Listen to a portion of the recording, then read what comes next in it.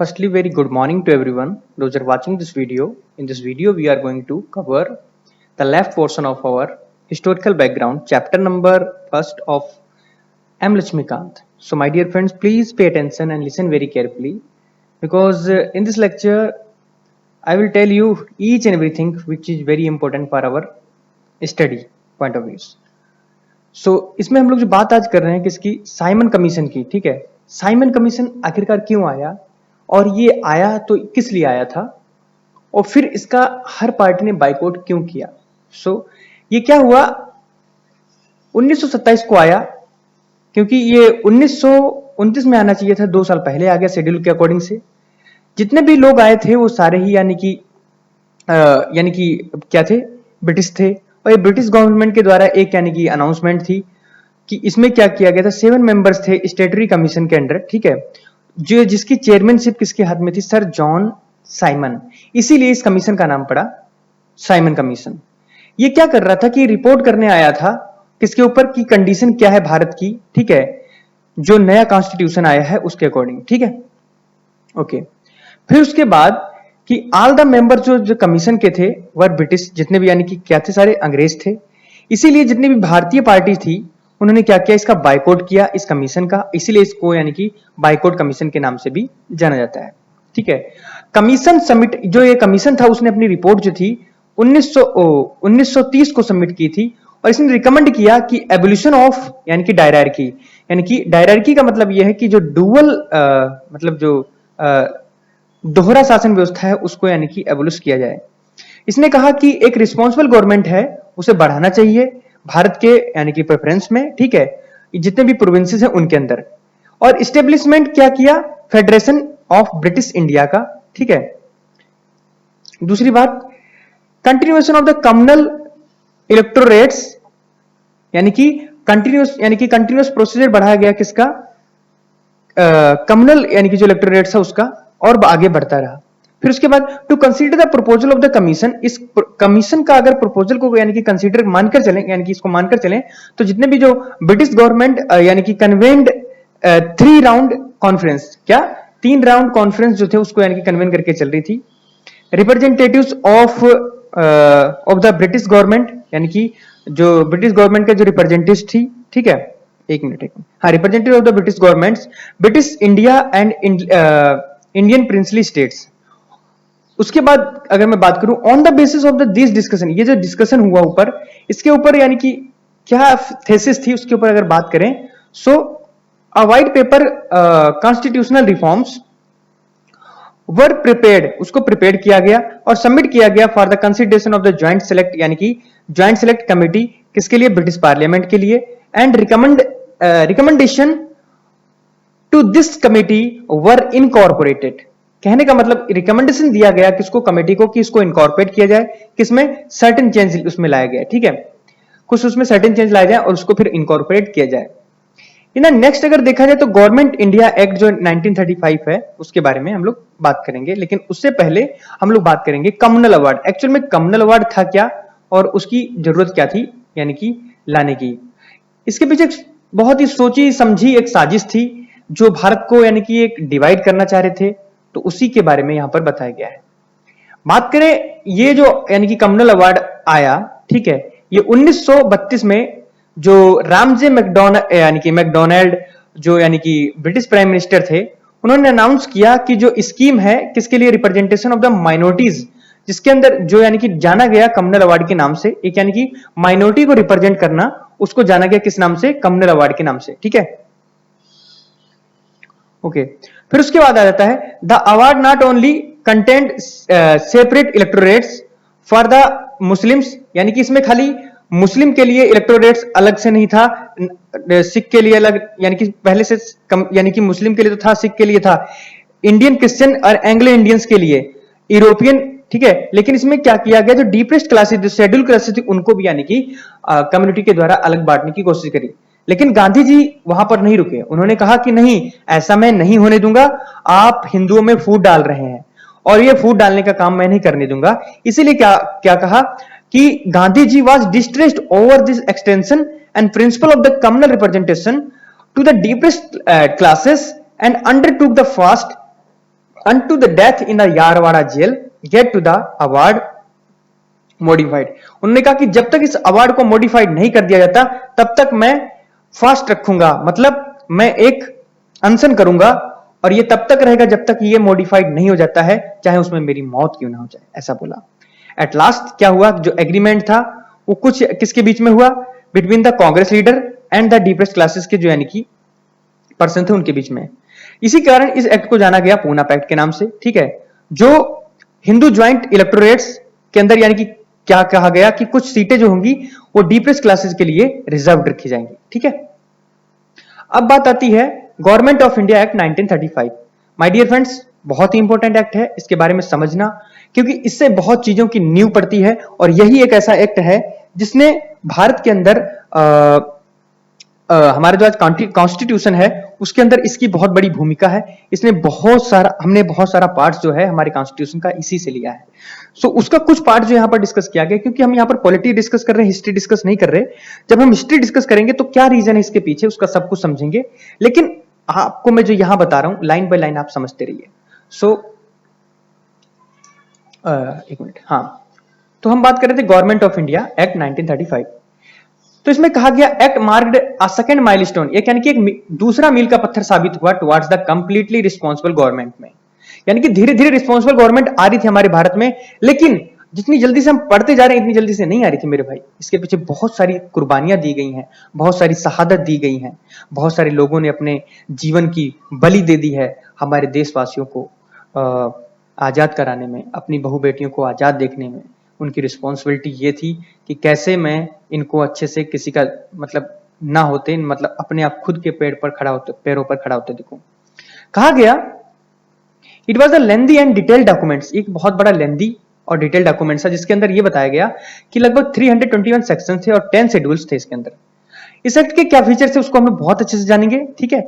और कि फीचर्स क्या थे इस एक्ट के, इसने बताया कि it provide for the establishment of the all India federation consisting of the provinces and the princely states units. The act divided the powers between the centre and units in terms of the 3 list. कहने का मतलब यहां पर यह है कि इसने क्या किया, एस्टेब्लिशमेंट किया ऑल इंडिया फेडरेशन जो कंसिस्ट करता था यानी कि provinces and the princely states, ठीक है। इसको डिवाइड किया गया किसमें, 3 यानी कि जो एक्ट था इसको डिवाइड किया गया पावर्स जो यानी कि सेंटर यानी कि बिटवीन सेंटर एंड द यानी कि यूनिट के बीच में इन टर्म्स ऑफ यानी 3 लिस्ट में बांटा गया। पहली लिस्ट थी उसकी फेडरल लिस्ट जिसमें देखा गया लगभग 59 आइटम्स थे। उसके बाद एक प्रोविंशियल लिस्ट आती है जिसमें यानी कि लगभग 54 आइटम्स थे। बट उसके बाद आता है कॉन्करेंट लिस्ट, तो उसमें देखा गया कि बोथ मतलब यानी कि 36 यानी कि आइटम्स थे। और दूसरी बात यह है कि residuary power were given to the viceroy, जो पूरी यानी कि वो रेसिडुअरी जो पावर थी वो वॉइसरॉय के हैंड में थी। और उसके अलावा यह भी देखा गया कि जो federation never came to into being, the princely state did not join. कहने का मतलब ये ऐसा फेडरेशन था कि प्रिंसली स्टेट से उसने यानी कि इसे ज्वाइन नहीं किया था। ओके, बात आती है अगली, इट अबोलिश द डायरार्की। इसने क्या किया, डायरार्की सिस्टम को यानी कि अबोलिश कर दिया था in the province and introduce the provincial autonomy in place of the provinces, allowed this act autonomous unit administration there the defined spares. Moreover, the act introduced responsible government in the provinces that the governors was required act with the advice। कहने का मतलब यहां पर यह है कि एक किस्म से रिस्पॉन्सिबल गवर्नमेंट धीरे धीरे आ रही थी प्रोविंसेस के अंडर, ठीक है। जो मिनिस्टर थे वो रिस्पॉन्सिबल थे प्रोविंशियल लेजिस्लेचर के लिए, ठीक है। दूसरी बात जो एक्ट यानी कि केम इनटू इफेक्ट, यानी कि ये जो एक्ट था जो 1935 में आया था यानी कि 1935 में, वो यानी कि पूर्ण तरीके से कब यानी कि एक्ट यानी कि फोर्स में आ गया, इफेक्ट में आ गया 1937 यानी कि 1937 में, लगभग 2 साल बाद। एंड वाज डिसकंटिन्यूड, और ये डिसकंटिन्यूड कब हुआ, 1939 में, ठीक है। और भी बातें बताता हूं, जैसे तीसरा पॉइंट क्या बोलता है कि ये बोलता है कि it provided the adoption of the diarchy system at centre, यानी कि सेंटर पे यानी कि डायरार्की सिस्टम रहेगा, इसको यानी कि बताता है ये, ठीक है। कंसिक्वेंटली द फेडरल सब्जेक्ट जो है उसको डिवाइड किया गया रिजर्व्ड सब्जेक्ट्स के अंतर्गत। उसको ट्रांसफर किया गया सब यानी कि सब्जेक्ट्स में, ठीक है। However, this provision of this act did not come into the operation at all, ठीक है। और दूसरी बात इसमें यह बताया गया कि ये इंट्रोड्यूस किया गया था बाइकैमरलिज्म, ठीक है, दोनों को, ठीक है। इन द 611 प्रोविंसेस, यानी कि 6 यानी कि प्रोविंसेस थी आउट ऑफ 11 प्रोविंसेस में से, ठीक है। और 10 द लेजिस्लेचर जो था ऑफ यानी कि बंगाल, बॉम्बे, ठीक है, Bengal, Bombay, Madras, Bihar, Assam and united provinces, यानी कि जो आज यूपी है और उसका जो कुछ पार्ट है उत्तराखंड, ठीक है, were made bicameral consisting of the legislative council. इसके अंदर क्या था, लेजिस्लेटिव काउंसिल थी जिसको यानी कि हम लोग अपर हाउस कहते हैं, और एंड द लेजिस्लेटिव असेंबली जिसको यानी कि लोअर हाउस कहते हैं। इसके अंदर ये हुआ करता था उस वक्त। However, many restrictions were placed on them, बहुत सारी restrictions जो थे इनके ऊपर मतलब थोप दिए गए। It further extended the principle of the communal representation, ये जो यानी कि ये देखा गया कि इसने क्या किया कि और बढ़ाया principal of the communal representation को, मतलब जातिवादी प्रथा को यानी कि धर्मवादी प्रथा को बढ़ाने का कोशिश किया। By the providing separate electorates, यानी कि मतलब जो मुस्लिम है अलग वोट देंगे मुस्लिम को, सिख है सिख को वोट देंगे, एंग्लो इंडियन को वोट देंगे, इस तरीके से, ठीक है। For the different classes, womens and the labours, कहने का मतलब इन्होंने यानी कि एक किस्म से देखा जाए तो हल्के स्तर पर इनको भी यानी कि डिवाइड कर दिया था, शेड्यूल क्लासेस को भी, जिसमें वुमेन एंड द लेबर्स को यानी कि वोट यानी कि देने के लिए बोला गया। It abolish the council of India, कहने का मतलब यहां पर यह है कि इसने काउंसिल ऑफ इंडिया को यानी कि हटाया, एंड इस्टेब्लिश किया गवर्नमेंट ऑफ इंडिया एक्ट, यानी कि जिसको जो यानी कि 1858 में आया था, ठीक है। The secretary of the state was provided with team adviser, उसको यानी कि जो सेक्रेटरी ऑफ द स्टेट होता था उसको यानी कि एक टीम एडवाइजर दिया जाता था, ठीक है। It extended the franchises about लगभग 10% of the total population to got the voting right, कहने का मतलब यहां पर यह है इसने फ्रेंचाइजीज को यानी कि बढ़ाया और जिसमें 10% ऑफ द पॉपुलेशन जो थे वोटिंग राइट उनके पास था, ठीक है। दूसरी बात 8वें को बोलता है, it provided for the establishment of the reserve bank, कहने का मतलब यहां पर यह है कि इसमें रिजर्व बैंक को यानी कि एस्टेब्लिशमेंट किया गया कि एक सेंट्रल बैंक होनी चाहिए जिसमें यानी कि पूरे इकोनॉमी का देखरेख कर सके, ठीक है। एंड बैंक ऑफ इंडिया, इसको यानी कि रिजर्व बैंक ऑफ इंडिया जिसे बनाया गया जिससे कंट्रोल करती थी क्या, करेंसी एंड यानी कि क्रेडिट कंट्री को, ठीक है, क्रेडिट ऑफ द कंट्री को, क्या कितना डेफ्ट में जा रहा है, कितना यानी कि प्रॉफिट में जा रहा है। It provided for the establishment of not only the federal public services commission but also the provincial public service commissions, joint public service commission for 2 और मोर प्रोविंसेस, यानी कि कहने का मतलब यहां पर यह है कि इसने पब्लिक सर्विस कमीशन के लिए भी यानी कि इस्टेब्लिशमेंट किया, ठीक है, जिसमें फेडरल पब्लिक सर्विस कमीशन और किसके लिए, प्रोविंशियल पब्लिक सर्विस कमीशन जो था उसके लिए, दोनों ही ज्वाइंट पब्लिक सर्विस कमीशन जो थे उसको और बढ़ाने का काम किया गया। अब आता है इंडियन इंडिपेंडेंस एक्ट, बहुत ही अच्छा एक्ट है, उसको अच्छे समझते हैं कि आखिरकार आजादी कैसे मिली और आजादी के दौरान क्या बातें रखी गई थी। माय डियर फ्रेंड्स, मैं तुम्हें एक चीज बता दूं, उस वक्त के समय पर एक बहुत ही बेकार आदमी था जिसको हम कह सकते हैं ब्रिटिश का एक प्राइम मिनिस्टर, जिसको क्लेमेंट एटली के नाम से जाना जाता है। 1947 के समय पर जब फरवरी का महीना चल रहा था, ठीक है, फरवरी का महीना चल रहा था, तो हुआ क्या कि क्लेमेंट एटली ने डिक्लेयर कर दिया, क्या किया, डिक्लेयर किया कि जो ब्रिटिश रूल है इंडिया के अंदर वो लगभग 1948 तक चलेगा और 30 जून तक चलेगा। उसके बाद हम क्या करेंगे, जो पावर होगी हमारे हाथ की वो रिस्पॉन्सिबल हैंडों में दे दी जाएगी, मतलब कुछ रिस्पॉन्सिबल हाथ जो है, रिस्पॉन्सिबल लोग हैं भारत के, उनके हाथों में दे दी जाएगी। लेकिन ऐसा जब हुआ तो मुस्लिम लीग और यानी कि जो कांग्रेस थी उन्होंने हड़कंप मचा दिया कि नहीं, हमें चाहिए तो चाहिए तो चाहिए। मुस्लिम लीग का एक बहुत बड़ा मतलब एक डिमांड थी कि demand of the partition of the country, यानी कि कंट्री को बांटो और हमें यानी कि हमारा पाकिस्तान दे दो, ठीक है।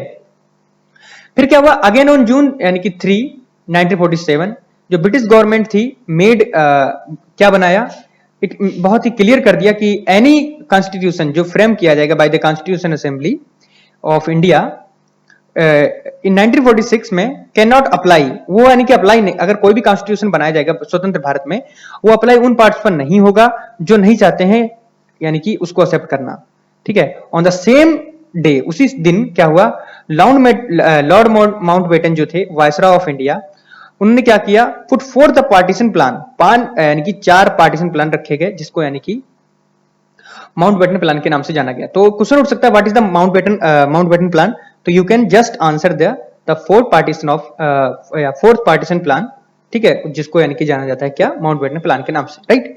When it comes in June 3, 1947, yeah, you just ask them 1947, right? Okay, so plan was accepted, जो प्लान था एक्सेप्ट किया गया कांग्रेस और यानी कि मुस्लिम लीग के द्वारा, इमीडिएट, तुरंत ही, ठीक है। उसमें कुछ effects given to the plan enacting the Indians independence act, ठीक है। उसके बाद आता है आखिरकार इस एक्ट के क्या फीचर्स है उसको समझ लेते हैं। पहला बोलता है कि इसने यानी कि ब्रिटिश रूल को इंडिया से खत्म कर दिया था। कब खत्म होगा, 15 अगस्त 1947 को। दूसरी बात बोलता है कि ये प्रोवाइड करेगा क्या, it provided for the partition of the India, creation of the independent dominions of India and the Pakistan with right to the secede from the British commonwealth. और ये कहा गया कि ये ब्रिटिश के द्वारा छोड़ा गया है, अब मैं 2 डोमिनियन बना देता हूं, एक इंडिया और एक पाकिस्तान, कोई भी पर्सन किसी भी कंट्री को ज्वाइन कर सकता है, ये भी रखा गया उसमें। तीसरा पार्ट है it abolish the office of the viceroy, यानी कि वायसराय का ऑफिस को यानी कि एबोलिश कर दिया गया, ठीक है।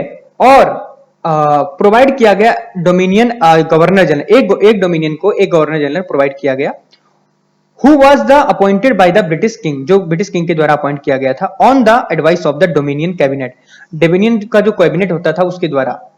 His majesty government in Britain was to have the no responsibility, अब यानी कि जो भारत में जो सरकार चल रही थी उस पर कोई भी रिस्पॉन्सिबिलिटी नहीं थी ब्रिटेन की महारानी का, ठीक है, with respect to the government of India and Pakistan, यानी कि पाकिस्तान में भी और इंडिया में भी। ओके, चौथा पॉइंट क्या बोलता है, एक मिनट, चौथा पॉइंट ये बोलता है कि इसने एम्पावर किया था कॉन्स्टिट्यूशन असेंबली को ऑफ द 2 डोमिनियंस, ठीक है, क्या करने के लिए, फ्रेम करने के लिए एंड अडॉप्ट करने के लिए कॉन्स्टिट्यूशन को for their respective nations and repeal any act of the British parliament including the independence itself.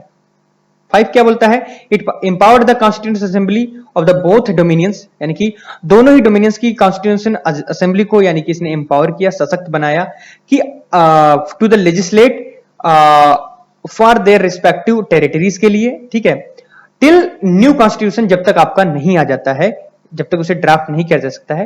No act of the British parliament passed after 15 August 1947, जब तक आपका कोई यानी कि कहने का मतलब ये है कि आपका जब तक कोई आपका कॉन्स्टिट्यूशन नहीं आ जाता है तब तक यानी कि आप पर कोई भी ब्रिटिश पार्लियामेंट का कोई भी आदेश नहीं रहेगा, ना उनका कोई रूल थोपा जाएगा तुम्हारे ऊपर, ठीक है।